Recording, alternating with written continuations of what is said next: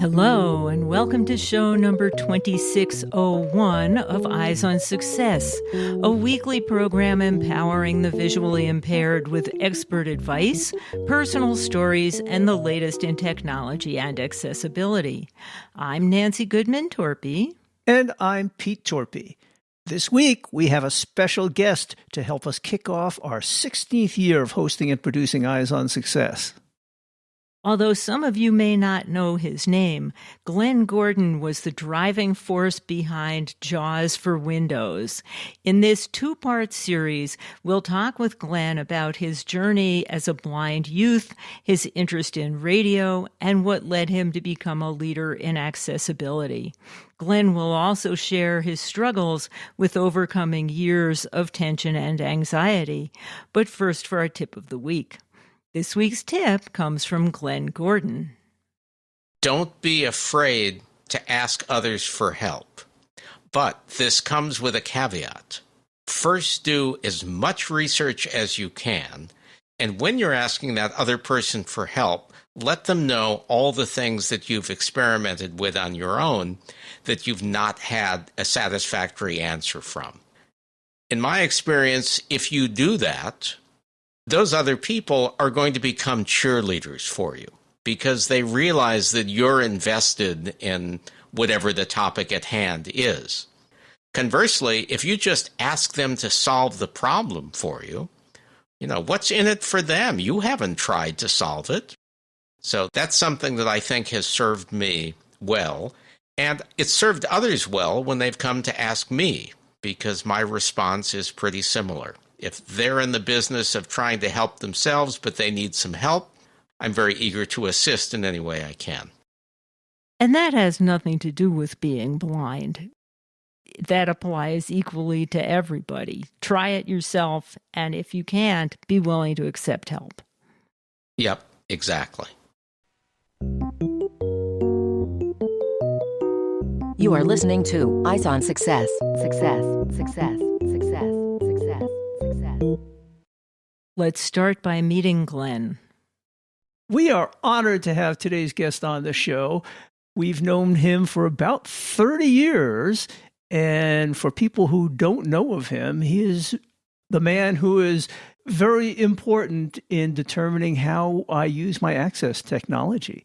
So, Glen, can you tell people who you are and what you do or don't do these days? Hi, I'm Glen Gordon. What I do is different now than it was for the preceding 32 years, because starting back in 1994, I was one of the first two developers working on JAWS for Windows, and ultimately became the person who shepherded that forward and got the original JAWS 1.0 released. It ran for short periods of time. Fortunately, JAWS has improved over the years, and I've just loved working on that software for close to 32 years now. But I have left Freedom Scientific / Vispero and am now, quote, officially retired, but still planning to keep my hands involved in accessibility. And we'll be talking to you as part of a two-part series. This week, we'll primarily discuss your personal life, and next week, we'll be talking more about your professional life. Sounds good. Well, Glen, people probably know that you have been visually impaired for a long time, right? A very long time, 67 plus years. Was that retinopathy of prematurity or something else? It was definitely something else. They're never really quite sure. My optic nerve atrophied, apparently, during pregnancy and did not fully develop. So where did you grow up, and tell us a little bit about your childhood? I grew up in a suburb of Los Angeles, North Hollywood to be specific. And at the time, all blind kids in the Los Angeles area got bused to Francis Blenn School for the Blind. That's where I spent my first 7 years, if you count kindergarten, of education.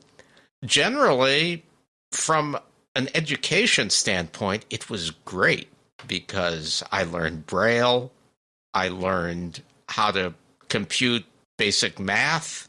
I learned how to type. Essentially all things that would serve me well when I moved on to junior high school and ultimately higher education. From a social standpoint, it was odd. My parents, from a very early age, made it extremely clear to me that they were not going to take care of me much past the age of my majority, and that I would be expected to make a living and take care of myself. They also made it pretty clear that the best path for someone who was blind, in their minds, was to get a good education. Because without the education, I would have had far fewer paths open to me. So that's the attitude that I had from early on. So to me, it was never an option to fail. You mentioned that the social experience at the School for the Blind was less positive. Can you explain what you meant by that? Not all of my colleagues in elementary school had been given those same incentives by their families. They were not ambitious. And even back then, I had this feeling that if I hung out with them too much, that some of that lack of ambition could perhaps wear off on me. But it also meant that I didn't search outside my world for other blind people, people that I could really use as role models. That would have been really useful as I moved through life. And it was only shortly before I started working in the accessibility field that I began to meet blind people who were far more accomplished than I and realized that I had been missing out for many years. But that missing out, I think, was spurred, in fact, by interacting with people who didn't have the same ambitions that I did. What were your interactions with sighted youth like when you were young? My family did have the insight to get me involved in Gray Y and Cub Scouts, Junior High Y, things that were in the neighborhood. So I did meet people who were sighted, who didn't go to the School for the Blind, obviously, but many of whom became friends of mine. And when I transitioned to the local junior high school, I had a cadre of people I could hang out with. So that worked out really well. So it sounded like after leaving the School for the Blind and attending public school and college, you were sort of geared for success already. How did school go for you? Amazingly well. And then, as you mentioned, you eventually got your MBA. What did you major in college as an undergraduate? I majored in business, and then I didn't know what I wanted to do, so I got my MBA. So we've known you primarily through your work developing JAWS and being a really top-notch computer programmer, but that was not your first job. What else did you do before getting into that? My first job actually was in computing, but before that, I loved broadcasting. I was one of those blind people who loved radio, wanted to be a disc jockey, which freaked my father out. He was a business negotiator for various television networks. He had his law degree, and he knew that radio was an unstable business. But he was smart enough not to tell my 12-year-old self, you can't be in radio. He sort of said it a little bit more lightly, but he was always willing to take me around to radio stations to meet disc jockeys. So I would call them up and say, can I come visit you with my father? And most of the time they would say yes, which meant that I met a whole bunch of them. And in the course of visiting with them periodically, I would hear about their careers, and I would trace their careers just by listening to them on the radio and finding out that one day someone was working, one day they weren't working, they were at another station. And I came to realize that radio indeed was an unstable profession back then. Comparatively, it's like 100 times less stable now than it was then. And unless you were one of a very small number back then, you didn't really make a particularly good living. So I'm glad my dad's approach worked and that I decided I probably needed to do something else. Did your work in radio start as you were going through school or after you completed your MBA? It started in high school. Wow. I had a friend who took a Heathkit shortwave transmitter, converted it to work on AM radio, and we broadcast at 100 watts every Saturday, playing records and talking. We had 2 turntables. We had a mixing console that he built.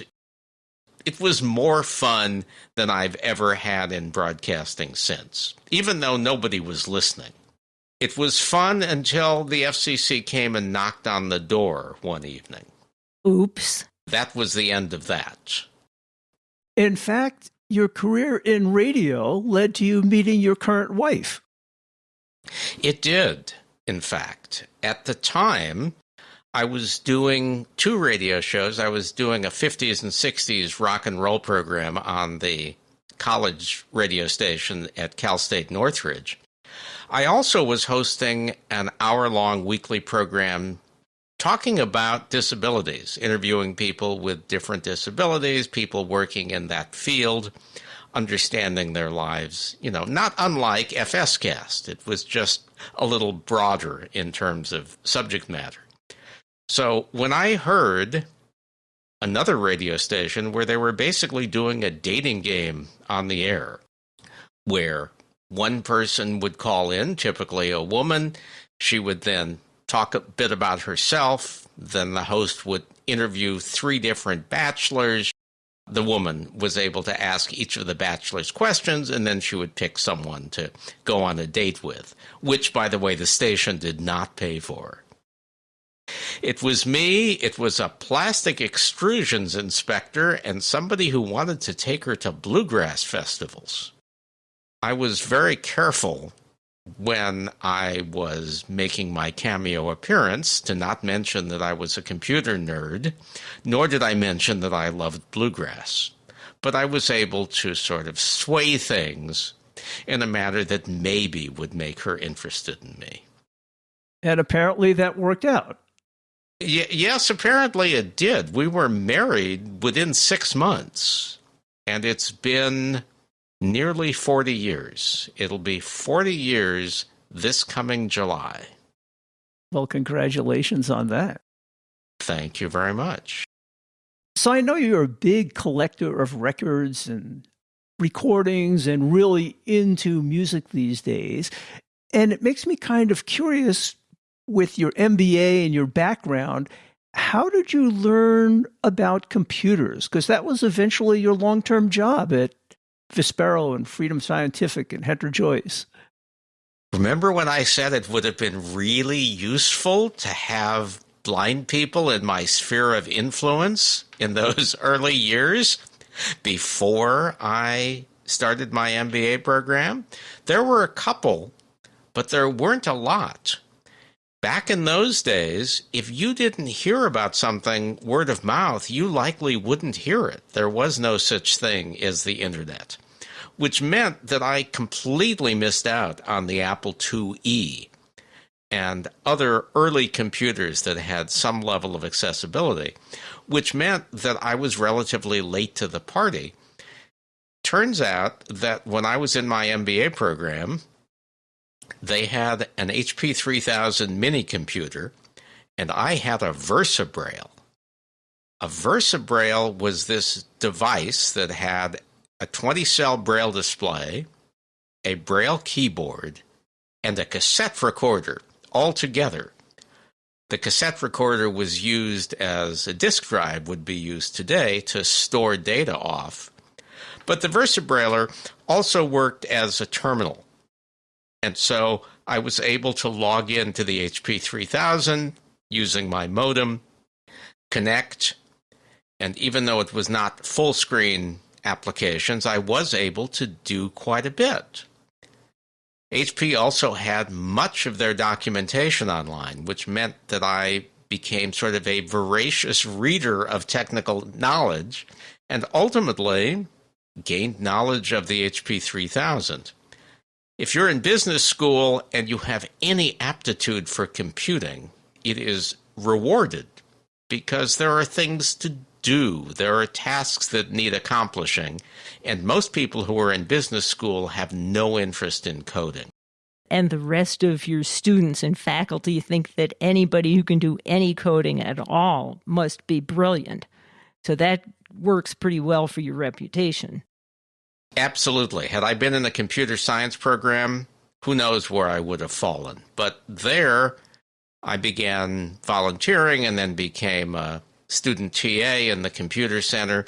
So by the time I graduated, I decided, against the suggestions of all of my MBA colleagues, to stay at the business school and help computerize the administrative side of it. People were telling me your career is going to be ruined, you'll never be able to get another job, you'll be locked in the academic prison forever.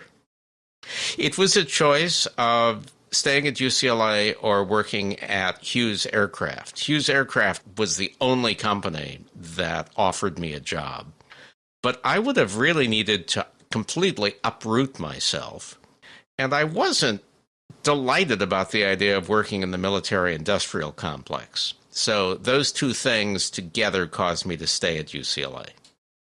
Well, that explains your background in computing. I was always curious about that transition from loving radio and music to getting into developing screen readers. I just liked computing. I started in the HP 3000, which was a proprietary operating system, but very quickly thereafter, the business school got an HP 9000, which was Unix. And for those who know Linux, Unix was a precursor to it. Linux had a graphical UI, but it was completely inaccessible. So I was doing everything at the command line. And come 1993, 1994, Windows was taking off. I was deathly afraid that my career would be lost because Windows was going graphical, Unix was going graphical, and it just so happened that I met Ted Henter because the HP 150 computer that I got to work with the HP 3000, so I finally had some full screen access. The HP 150 was modified by Blazy Computing. Ted worked for Dean at the time. We became friendly because Ted did tech support and I had tons of questions. One thing led to the next, and several years later, I started working under his tutelage on JAWS. Well, Glenn, you've been very successful in your career and very key to many of the accessibility tools much of us have these days. And people tend to look at people like that and say, wow, things went so well and so easy for them. They were so successful. It must be great. But you've gone through your hard times also, unbeknownst to many people. Can you talk a little bit about that? I wouldn't have said so at the time, but it really was 20 years. The short version is that I didn't know how to use my body and how to relax. It all began right around the time I started working for Henry Joyce, actually. I was still working part-time for UCLA. A friend of mine there had moved on to a different department, and she asked me if I would do voiceover for some films that they were creating. So she sent me the scripts. I had just set up my equipment in Ithaca. I was particularly anxious. And throughout the course of recording this hour of narration, I was not using my voice properly and did something or other that caused my vocal cords to rub together in just the wrong way. And so it was this burning pain in the back of my throat, which for the first couple of days didn't faze me very much. But over time, I began to compensate in a way that I thought would be protecting my vocal cords, which in reality was just tightening up my body in every way possible. And that problem, although the symptoms faded away, I started sleeping again where previously I had not been sleeping well. I took clonazepam to help sleep, but of course that doesn't really work very well long term. So I worked through this by simply ignoring it. And over time, I calmed down and things got better for a couple of years, but I went through it again in 98, again in 2005, and again in 2011. All variants of the same thing, because I never worked at the underlying problems. So these instances would sort of come and go. They would come and go, but coming, it really was like a switch flipped. I would feel fine one day, then I would have a sleepless night or two, and then it would start coming back. I didn't see there was any purpose in going on. It was complete panic, and it was also believing that because I could solve things in the technical world, I could solve things for myself, which meant that my physical tension, which I didn't translate as such at the time, but my problems of not sleeping and not breathing freely and all these other things got translated by me into a problem that I could solve by thinking my way out of the box. Then when I couldn't think my way out of the box, it got even worse because I said, I can't solve this. I can relate to that. Analytical people tend to think if they can solve a problem on paper or on a computer, they can solve a problem for their own body and for themselves. It turns out that the time was right. I was so desperate in 2012 because this problem, in addition to everything else, translated into my hands hurting more, my arms hurting more, which meant that I couldn't really work efficiently or effectively. It was suggested that I go to a Feldenkrais practitioner, which is Feldenkrais for anyone wanting to play at home. And what does it mean? Feldenkrais was Moshe Feldenkrais, someone in Israel who came up with this method of re-educating one's body on how to do things with less effort.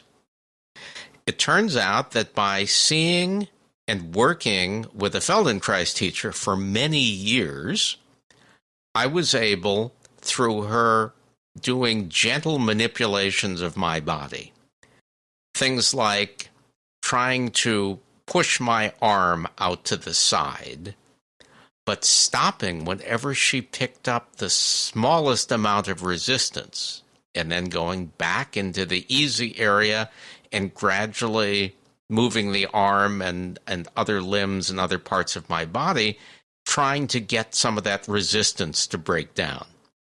The result was that at the end of a Feldenkrais lesson, I felt more relaxed than I have ever felt before. Now, it didn't last initially, right? Within 5 or 10 minutes, it was gone, and I was back to my tension. But I was given a new target to aim for, because prior to that, I was always in a state of tension. I had a friend who was a massage therapist, and she said, I've never met anyone who is as tight as you are. Feldenkrais, for me, was the most transformative experience of my life because I was able to learn to use my body more effectively and in a more relaxed state. Now, there are some guided lessons. You can go to feldenkrais.com and you can download a bunch of them. I worked with her from 2013 through the early part of 2020, up until the pandemic. And it was the best thing that I ever did, because for the first time, I actually got at the root of the problems that started in 94. How did you come to find out about the Feldenkrais method? Through a psychiatrist, of all people. I was seeing a psychiatrist because a well-meaning GP put me onto high doses of clonazepam. By the way, if someone offers you clonazepam, do your best not to take it. It is very hard to get off of. That was also one of the hardest things that I ever did. What is it? It's a cousin of Valium. It's something to help you relax.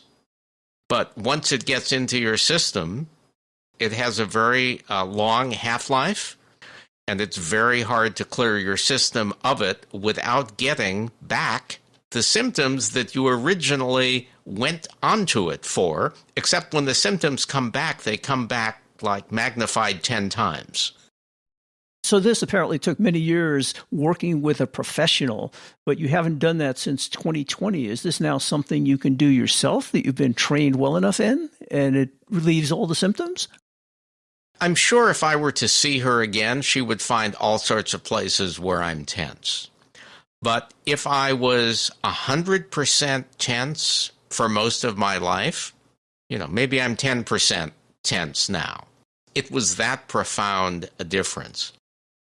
And can you repeat the website for Feldenkrais? You can go to feldenkrais.com. And in the show notes for this episode, which is episode 2601, we'll have links to a number of previous episodes in which Glenn appeared, and also several episodes in which he interviewed us. The other thing we talked about Glenn meeting his wife Jan in a radio meetup program, and we'll have a link to an episode in which that appeared. And if you look in that episode, that clip starts at about 10 minutes into the audio. And one other announcement for this week.